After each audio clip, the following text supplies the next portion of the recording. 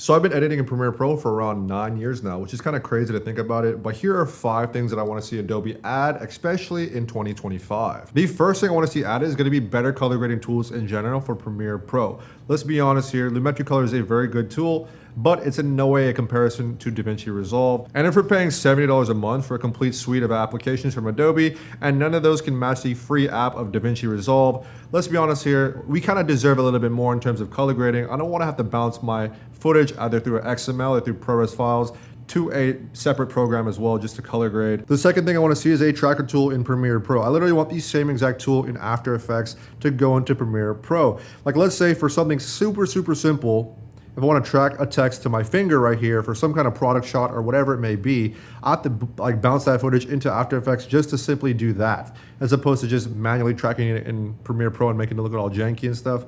I don't want to have to do that, man. I think that it's like a no-brainer to just have a simple tracker in Premiere Pro built in, so I don't have to bounce footage back and forth. And I think that makes so much more sense, right? The third thing I want to see is going to be a rotoscoping tool in Premiere Pro. I don't have to do a dynamic link to After Effects every single time, just to do basic stuff like, you know, put text behind my head, etc. And yeah, I think that that's about time, especially for Resolve, where it does it so much easier and faster. And if you've been editing in Premiere for a while now and you do dynamic linking through After Effects, you know how finicky that could be. And honestly, sometimes the files can corrupt, or you're going to have issues later on down the line exporting that timeline, you know.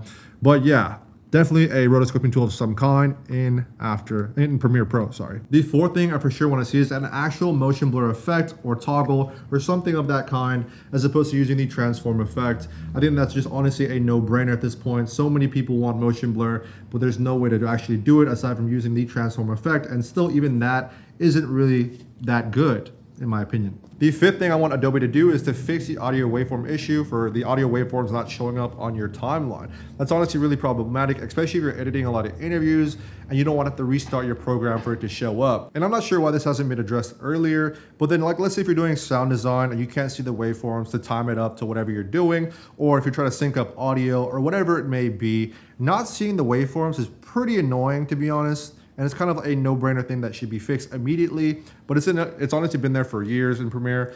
So yeah, these are the 5 things that I want to see Adobe fix in Premiere Pro, fix or add in Premiere Pro. So let me know what you guys think. If you agree or disagree, I'll catch you guys later.